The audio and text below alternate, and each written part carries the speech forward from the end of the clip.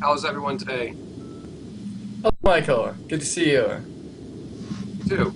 Let me right, just a second. Oh, and Rachel. All right, this is looking better. Okay, Michael, what could you tell us about Rogue System to all the people who do not know the game by now? Let me give you a quick overview. Rogue System is a space combat simulator, trader, explorer. However, unlike what's come before and what's already been planned, my goal is to merge that with the fidelity and systems integration and management of a hardcore flight simulator like, let's say, DCS or Falcon 4. What I'm trying to do is allow the player not only to fly and fight and explore and do all that, but also get in and really control and manage his ship like a real pilot would. That sounds like a lot of background work. How do you manage to create such a huge game system? What are you working in? What's the engine behind the game? Uh, I decided to go with it's an engine that's been in development since 2005. It's called nuclear fusion, and it's still in development right now. It's constantly supported and upgraded. My background to try and accomplish this is not only have I 14 years in the gaming industry as an artist, as a developer. I've also had 8 years in the U.S. Air Force. I worked on the flight line on a B-1 bomber as an avionics and flight control systems specialist. So I know a lot about these systems. Hmm. That's cool. This is going to be a single player game, is that right? Initially, yes, we have.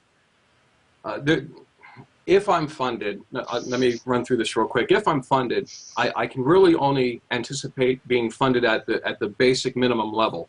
In which Hmm. case, it's going to be a very small team, and I'm not going to be able to do everything I want to do all at once. So I've taken Rogue System and broken it up into modules. I call them extension modules. Some of these will add trading and exploring. Another one will add multiplayer. Another one will add the ability to, in first person, breach other ships and try take control of them from the inside. Hmm. So there's a lot I want to do with Rogue System, but I've got to tackle it one element at a time. Just because I'm not going to have, a $2 or $3 million team that I can put together. It's just not going to happen. Yeah, yeah, right. Well, it's good that you get the chance to do the basic version, and maybe there's a chance to add some more additional content later on. Um, Games nowadays are progressing. The times of a game being put into retail and then it's not going to be developed any further are over. And maybe there's a chance to put these ideas you had into the game as well later on. Oh, most certainly. And I'll be perfectly honest with you. Even if Rogue System does not get funded through Kickstarter, it is not dead. I will. This is something I've wanted to do since I used to play these games all the time. In the '90s when they were really popular, and I've always wanted to be able to control my fighter at that level. Hmm. Uh, so this is something I've had brewing for a long time. So even if I'm not funded, this will get done. I don't care if it takes the rest of my life to do it. I'm going to finish this game. That's good to hear. I love dedicated developers. There's nothing worse than people just going for the quick money. It's good to see there's heart and yeah, passion in the game. I like that. So what's your plan with the ongoing campaign? Anything we could look forward to in your Kickstarter campaign? I Any? am, yeah, sure. Um, the one thing I can say about Kickstarter is anyone who thinks that you can just throw together a little project, toss it there, and instantly meet your goal, they're crazy. It's impossible. You've got to work. This is like a full-time job, and I have a full-time Yeah. job. So I'm, I'm up late at night. You've got to put stuff out. You've got to react to it. You've got to change what you're doing and see if you can reach a few more people. It seems like I have to talk to people one on one to get them to pledge, and I'm willing to do that. Yeah. Um, what I have coming up is I'm right in the middle of a series that kind of details a ship startup and a takeoff, and I talk about some of these ship systems in a bit more detail. I've had a few comments of, well, why don't you show how they react when you're in a gameplay environment? Well, if I'm in gameplay and these systems are being damaged and I'm trying to, fight with them to make them work so I can continue fighting, but you really don't know what I'm doing with them. You don't know what the systems do and how they're affecting my ship. So I've got to kind of explain that first, which is why I'm doing this short series. Mm-hmm. So I'm doing this series that, again, does the startup and takeoff. I want to do another one that will do a landing sequence and talking to space traffic control so you can set down. And then I want to try and do a little bit more in an actual combat situation. So there's going to be a lot of these short little videos coming out over the next few weeks. Mm-hmm. Cool, looking forward to it. Oh, sorry, just a second. There's another participant just asking to get in. Okay, by the way, we got two wonderful increments. Matt Ospel just increased and more people. So, could you? I've seen that we've got many instant pledges to your Rogue system right now in the chat. For those who did not see the video yet, there's a lot of space games on the market right now. What's the difference between your game and the competitors? Yes, this is something I've been having to fight a lot, actually, to try and show the separation. Again, it's very hard for me to say for certain how Rogue System is going to be better than these other ones, because I really don't know, other than what they've told everybody, what they're really doing. I haven't seen their design documents. But what I can tell you is what sets Rogue System apart as far as I'm concerned, and what I believe to be the case, is again this deep control that the player has over their ship, how they can get in and work every system. And especially when those systems get damaged and your ship is starting to come apart and you're trying to stay in the fight or at least make it back to base alive. It's not, although you could have the computer do a lot of this stuff for you to make it more of an arcade-like experience. Again, the goal, though, is to be a more DCS or Falcon 4-like experience, a hardcore sim, to where it's completely up to the pilot to get his ship to work no matter what's happening to it to get back to base alive. It's a very different type of gameplay for these types of games. Mm-hmm. So if I'm interested in supporting you and your project, which tier should I be looking for? What's the most attractive or interesting tiers you got? Probably the one that seems to generate the most interest is the $100 tier, which gives you the core module, which is the base. What would you would get for the base $300,000 goal? It gives you any and all extension modules as they're released, and it also gives you access to full alpha and full beta testing for the core module. So basically, for $100, you're getting everything will ever be released for Rogue System. You're getting the ability to test it early and see the sim early. And plus, there's other things like there's a soundtrack CD. There's a novella that kind of covers the background of this universe I'm creating, as well as a design and concept art book as well. And all those are digital. Mm-hmm. And could you tell me? Sorry, could you tell me a little bit about your most outstanding experiences with backers? Is there anything that you've been surprised by, or any special encounters you've had? We don't have a lot of backers yet. We're still trying to get the word out and trying to build them up. But I'll tell you that the backers that I do have they're just incredibly supportive. I get emails after comments. Don't stop doing this no matter what happens. Keep it going. We love what you're doing, and the biggest one is this is the space combat sim that I've always wanted to play, and just to hear these kind of comments, and it's incredibly motivating. They're just the most supportive people. I'm kind of a cynic, to be perfectly honest, and I never really thought there were such supportive people out there, but there are, and they don't really know me from Adam except what I've showed them on Kickstarter. And to have have that faith and that support, it just amazes me, and it's so cool. Yeah, yeah, that's a wonderful experience. Absolutely. We're quite in the same boat with a little number of packets, but each one is just awesome and outstanding. It's good to find such people. Yeah, absolutely. It really is, and it's you see what goes on in the world day after day, and you don't think they're out there, but they are, and it's really great to see. Yeah, yeah. Thanks to the internet. That's really wonderful. Okay, what else would you like to tell us about the game? What could you tell us to point some eyes at? What would you like to tell your backers? Well, let me talk about what the core module, what the gameplay that we'll have in it, and I'd like to talk about some of the gameplay you're getting later on, if hopefully everything pans out, and then we'll go from there. But the core module it's basically a military campaign to where you will either fly a fighter, an interceptor, or a strike fighter. You'll fly in one of two squadrons, and you'll either be attacking larger ships or you'll be defending those fighters doing that attacking. It depends on what you choose. And basically the reason for starting at this small scale is because, again, I have to assume the smallest team size.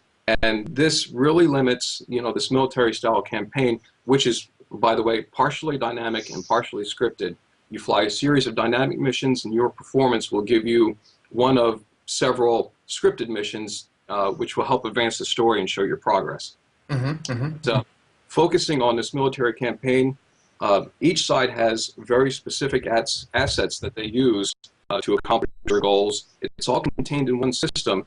So it's really a very defined list of art assets that we need to create to support this, which is perfect for a small team. Now later on, once that core is done and solidified, we can build on top of that. And this is when we'll introduce more ships, so we can do trade and explorer style play, where you can purchase as many ships as you want and kind of build up your own little fleets. You'll be able to go out to different systems and land at different stations. And one of the cool things is, not only can you land there and you can buy and sell stuff, you can also get out of your ship and explore these stations from the inside. After that, Nice. again, we'd like to add, and doing that is kind of a base for later on doing first-person combat, where you can storm another ship and try to fight the crew from the inside and take it over that way. And you'll have to defend your ship the same way. And let's see, the other big one is obviously multiplayer. We would like to have a persistent universe eventually, to where you and your friends can join. I at least want to do some form of co-op, where you can fly these campaigns with your friends, either in the same ship or in separate ships, and in the same squadron. But the ultimate goal is to be able to get many people into this universe doing their own thing and making their own way. Let's see, the last one that we have planned is planetary landings, but I'm only going to do this if we can do it with as much detail as everything else. And this is each planet I generate a galaxy at random with each new game. And planets have their own atmospheric densities, gravities, orbital speeds, all this sort of thing. And all these atmospheric differences would affect how your ship would fly through an atmosphere. So if we model that correctly, and we can have detailed, nice-looking worlds instead of barren landscapes all over the place, this is something we want to do. That sounds very, very and that's it. Yeah, I hope you get enough funding to put all that into a game. That sounds really, really, well, like a big project with a lot of detail. It reminds me of, I liked it when in the old Star Control 2, you could go down to the planets, and you had a vast range of systems, and having this on a modern base with a bit more of a military touch, well, of course, multiplayer would be very, very cool in such a game too. So yeah, I wish the best of luck to you. Sounds very, very exciting. Allow me one question. question, Michael. In the chat, Tony Core just wrote that it would be really interesting if you could run around in the ship, but if you control the same ship in multiplayer, would you like to do that, or would everybody in multiplayer would have his own ship? Oh no. Another one of the things I want to add is, when we do trader style playing, we can give you access to larger freighters and larger ships, and code support is already there for this, for different players who crew different stations. So you could have someone being the captain of a ship, and there could be a helmsman or a co-pilot if it's a smaller or to mid-sized freighter. So everyone could be in multiplayer on the same ship doing different things. So hopefully, what you might see is online crews being formed. They would jump in the game together and man one of their ships, and kind of like a more Star Trek-like experience. Mm-hmm. Okay, just sorry for a second. Sure, no problem. Okay. A lot of things coming in simultaneously. Sure. One of the things, Rick, is, as you were saying, this sounds very big and very detailed, and that is absolutely the reason to break all this up into modules. There's no way, even with a huge team, it would be incredibly, incredibly hard to do all this at one time. But if you can break it up, even a small team could focus on one section at a time. And, I don't want to put out game after game every year, version 2, version 4. What I want is the system to have a nice long life. We keep building to it. We keep adding to it. Give it legs. Let it last for 5, 6, or 7 years, and keep adding to it to keep it fresh. Yeah, it's an interesting concept. Yeah, I kind of like that. Okay, what platforms is the game coming to? PC or anything else? I'm focusing on PC right now. That's what I've been developing on. And again, assuming a small team, we're only going to be able to focus on one platform. Eventually, yes, I really do want to support Mac. I want to support Linux. But we're going to have to focus on one at a time, and the first one is going to be PC. Do you see any option for this game going to mobile, or is it too big to fit onto such a platform? The core simulation itself, I don't think it could go mobile. I would like to have mobile apps that support it. Like you might be able to use your phone or your mobile to check your current inventory, especially if you have if you own a lot of ships and you have different people piloting those ships for you, kind of like you have your own fleet, and they're in the sim playing right now. You might be able to use your phone app to check your inventories and see what they're doing. Mobiles would be more of a support, not the sim itself. I don't see how that could work. Yeah, it's awesome idea as well. Yeah, I just got a reminder that Thomas pledged for a Rogue system. So, yeah, convinced. You already got him, and I hope you got a lot more. No, Thank sounds you. really good. I played a lot of X3 in the last years, and there were always some features lacking. The user interface was terrible, although the game was quite good. The campaign was okay, but it had no multiplayer, and this was really and you couldn't go into the stations, and these are two features that really lacked. Yeah, I so look forward, and in the Kickstarter trailer I have, the very opening, you can kind of see me walking up to my ship. What I tried to do with that trailer is very quickly show each of these core elements that I'm talking about and that they actually work. But I can't wait until the orbital station for the final game is all built and you can walk around in it and just explore it. It's going to be really cool. And later on to be able to do that with all sorts of different kinds of stations, I think it's going to be great. Yes, definitely a project to look forward to. So, is there anything else you would like to tell your backers or potential backers before we get a little look into what's going on at Days of Dawn right now? Sure. To the backers I already have, thank you. So I say every day I send out updates. Thank you so much for your support. Thank you so much for trying to help me get the word spread. And thank you so much for trying to help people look past the fact that my last name is not Roberts And my last name is not Brabin. My last name is Giuliano. And although you don't really know me, I can do this. And thank you for trying to help me spread that word. And the same thing goes for potential backers. Please don't look at the last name. Please come by and look at Rogue System in the Kickstarter. Look at the website. Check out the videos if you haven't. Decide for yourself if this is something you want to support. You know, Star Citizen's going to be great. They're going to have some really unique things. Elite's going to be the same way. And I think if you look at Rogue System, you'll find that I too have a lot of unique things going on that will make it worth your pledge.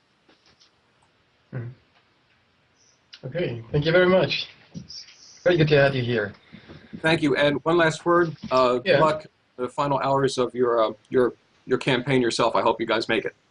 Yeah, thank you, thank you. Just went down to 6 hours, and we are close to the $39,000. That would be really cool if we could get these next few minutes.